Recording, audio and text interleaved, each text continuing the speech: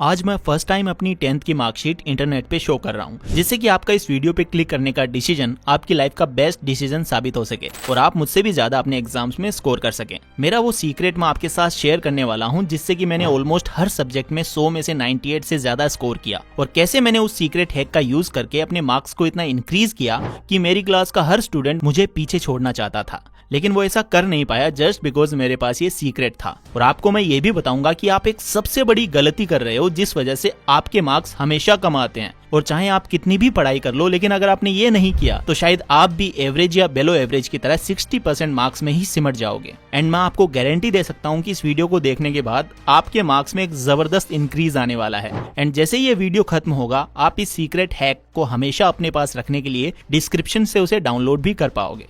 लेकिन उससे पहले अगर मैं आपसे ये कहूँ कि आपका माइंड एक मेमोरी कार्ड है जिसमें आप अपने आंसर्स को सेव कर सकते हो, तो पहली बार सुनने में ये शायद अजीब सा लगेगा। जरा इमेजिन करो कि आप एक वॉर जोन में हो जहां चारों तरफ ब्लास्ट हो रहे हैं और आपके हाथ में फर्स्ट एड है जो कि आपको एक घायल सैनिक तक पहुंचानी है और आपको इन ब्लास्ट के थ्रू होकर जाना है। तो पहली बार आपको रास्ता ढूंढना पड़ेगा बिकॉज आपके पैरों के नीचे माइंस बिछी हुई हैं।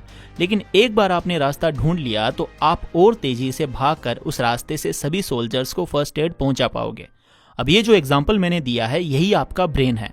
हम जब भी कुछ याद कर रहे होते हैं यानी पढ़ रहे होते हैं तो न्यू इन्फॉर्मेशन हमारे ब्रेन के हिप्पोकैम्पस में जाती है और वहां से फिर ये इन्फॉर्मेशन नियोकॉर्टेक्स में जाती है और इस पूरे रास्ते में न्यूरॉन सेल्स में ब्लास्ट हो रहे होते हैं। ये इन्फॉर्मेशन वो फर्स्ट एड है जो आप लेकर भाग रहे थे और नियोकॉर्टेक्स वो दूर पड़ा घायल सैनिक है।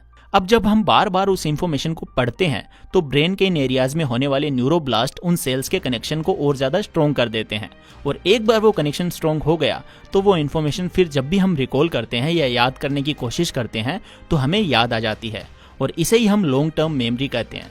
तो चीज़ों को लॉन्ग टर्म मेमोरी में पहुंचाने के लिए जैसा कि मैंने बताया, आपकी इन्फॉर्मेशन को बार बार उस रास्ते से होकर जाना पड़ेगा और उसके लिए आपको उस इन्फॉर्मेशन को बार बार पढ़ना पड़ेगा, जिसे हम रिवीजन कहते हैं। इसीलिए सब कहते हैं कि रिवीजन कर लो बेटा, ताकि वो इन्फॉर्मेशन टाइम पे आपको याद आ जाए। लेकिन ये तो बात थी लॉन्ग टर्म की, यहाँ तो हमें शॉर्ट टर्म मेमोरी लॉस वाली प्रॉब्लम है। हाँ, गजनी वाली। हम तो तुरंत ही भूल जाते हैं भाई। अब जरा इमेजिन करो कि आप एक लग्जूरियस महल में चल रहे हो, एक आलीशान महल। लेकिन एक दिक्कत है, इस महल में टोटल 5 ही कमरे हैं और उन कमरों के नाम कुछ इस तरह हैं: science, maths, English, Hindi, Sanskrit. हम पहले कमरे यानी साइंस में एंटर करते हैं तो सामने एक छोटा सा प्लांट है जिस पर खिड़की से सन रेज आ रही हैं। उस कमरे में प्लांट की वजह से थोड़ी नमी भी है और आपके आते ही CO2 भी आपके साथ आ गई।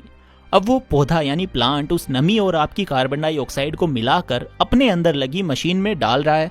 आपको ये सब सनरेज की वजह से दिख रहा है और उस प्लांट में लगी मशीन दूसरी साइड से कार्बोहाइड्रेट, ऑक्सीजन और H2O निकाल रही है। ऑक्सीजन उस कमरे में आ जाती है और कार्बोहाइड्रेट्स वो प्लांट का फूड बन गया और जो नमी थी यानी जो H2O था वो उड़ गया। अब ये जो मैंने गाथा आपको सुनाई, इससे आपको फोटोसिंथेसिस ऐसा याद हो गया कि उस कमरे की कहानी अब आप कभी नहीं भूलोगे। इसे कहते हैं माइंड पैलेस टेक्निक। इसका यूज करके आप किसी भी डेफिनेशन या आंसर को उस पैलेस के किसी भी कमरे में रखकर याद कर सकते हो। लेकिन चलो, याद तो तब करेंगे ना जब ये पता होगा कि याद करना क्या है। हम किताब खोलकर तो बैठ जाते हैं, लेकिन याद करना क्या है ये बड़ी दिक्कत होती है। चलो एक बार फिर इमेजिनेशन में चलते हैं। एक स्टूडेंट ने आपकी तरह एग्जाम दिया 10th का। उसने बिल्कुल भी पढ़ाई नहीं करी थी, तो हुआ वही जिसका डर था, उसके सारे आंसर्स गलत हो गए।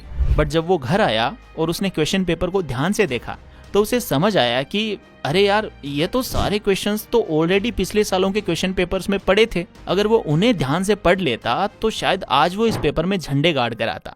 लेकिन उसने ये बहुत बड़ी गलती कर दी। बट आप ये गलती मत करना, अपने पास्ट पेपर्स को बार बार प्रैक्टिस करना शुरू कर दो। बिकॉज उस स्टूडेंट की तरह जब आप अपने एग्जाम्स देने जाओगे तो आपको ऑलमोस्ट वही क्वेश्चंस मिलने की पूरी संभावना है। लेकिन आपकी क्लास में एक स्टूडेंट तो पक्का ऐसा होगा जो कि खूब मजे करता है, टीचर्स के मजे भी लेता है, उनसे हर टॉपिक पर आर्ग्यू भी करता है, उसको कभी कभी क्लास से भी बाहर निकाल दिया जाता है, लेकिन वो एग्जाम में काफी ज्यादा अच्छा परफॉर्म कर जाता है। पता है ऐसा क्यों होता है? आपने नोटिस किया हो या नहीं, लेकिन वो स्टूडेंट हमेशा क्लास को अटेंड करता है और पूरे ध्यान से टीचर की बातें भी सुनता है, खुद के प्रोजेक्ट्स खुद करता है और आउट ऑफ क्यूरियोसिटी ही वो पढ़ता है। इससे हमें ये पता चलता है कि जब हम ये कहते हैं कि वो तो बिल्कुल भी नहीं पढ़ता लेकिन मार्क्स सबसे ज्यादा लाता है, उसका मतलब ये होता है कि वो पढ़ता तो है लेकिन उसका तरीका थोड़ा कैजुअल होता है। इसीलिए जब भी पढ़ो नॉलेज लेने के लिए पढ़ो, रट्टा मारने के लिए बिल्कुल मत पढ़ो। और इसीलिए पेरेटो प्रिंसिपल भी ये कहता है कि 80% क्वेश्चंस 20% सिलेबस में से ही आते हैं।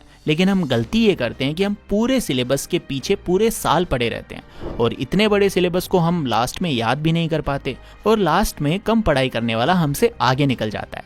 इसका रीज़न ये है कि वो स्टूडेंट उन 20% क्वेश्चंस के पीछे पड़ा था जिनको हमने इग्नोर कर दिया था, और वो स्टूडेंट पूरे साल मज़े इसीलिए कर पाया बिकॉज वो डेडलाइन का पक्का था। अगर आपको मैं 10 दिन दूं एक चैप्टर को याद करने के लिए तो सिंपल सी बात है, आप 10वें दिन ही पढ़ने बैठोगे। लेकिन अगर मैं आपको 2 दिन दूं तो शायद आप 2 दिन में ही वो सेम चैप्टर कंप्लीट भी कर लोगे। तो डिफरेंस देखो, 10 दिन का काम यहाँ 2 दिन में हो रहा है। ये पावर है डेडलाइन की। इसीलिए कभी भी अपने आप को बड़ी बड़ी डेडलाइंस मत दो, शॉर्ट डेडलाइंस दो और उसी डेडलाइन में वो काम कंप्लीट करके दिखाओ। और डेडलाइन कंप्लीट करने के लिए फोन को तो साइड में रखना ही पड़ेगा। इस वीडियो को देखते वक्त आपको कितनी बार दूसरी एप्स के नोटिफिकेशन आए, सच्ची सच्ची बताना। अब देखो, ये फोन आपको ये एक सिंपल सी इंटरेस्टिंग सी वीडियो नहीं देखने दे रहा तो कहाँ से आपको डेडलाइन कंप्लीट करने देगा। इसीलिए जब भी पढ़ना स्टार्ट करो तो फोन को दे दो पेरेंट्स को या बंद करके रख दो साइड में, या फिर फोन से पढ़ाई करनी है तो डिलीट कर दो अनवांटेड ऐप्स को या कर दो उसमें नोटिफिकेशंस को बंद। लगा दो ताला सब ऐप्स के ऊपर, जो पढ़ रहे हो उसी पे पूरा रखो ध्यान। लेकिन मैंने एक अजीब सी चीज नोटिस की है सारे स्टूडेंट्स में, वो फोन भी साइड में रख देंगे, किताब भी पढ़ना शुरू कर देंगे।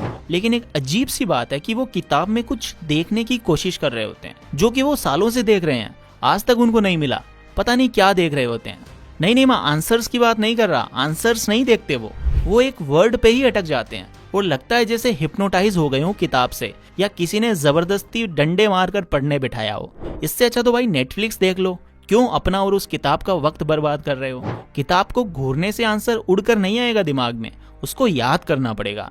इसीलिए पढ़ो, उसे घूरना बंद करो। लेकिन भाई अब मेरी इतनी बातें सुनकर आप स्ट्रेस में ना जाओ, इसके लिए एक चीज बताता हूँ आपको। जब भी आपको लगे कि मन नहीं कर रहा पढ़ने का या फिर आप थक जाते हो तो उस टाइम ब्रेक लो, थोड़ा इधर उधर देखो, माइंड को डाइवर्ट करो, या फिर सबसे अच्छी चीज आंखें बंद करो और जो एक चेहरा नजर आए उसे याद कर लो, स्माइल करो और वापस से पढ़ने बैठ जाओ। और अब जैसा कि मैंने प्रॉमिस किया था कि एंड में आपको ये सारी सीक्रेट हैक्स डिस्क्रिप्शन में मिल जाएंगी, so go and download the secret document from the description. लेकिन जो भी मैंने इस वीडियो में बताया है वो किसी भी काम का नहीं है अगर आपने इस लेफ्ट वाली वीडियो को नहीं देखा। इसमें मैंने याद करने की सारी टेक्निक्स को और भी डिटेल में बताया है। So thanks for watching this video, take care, love you all.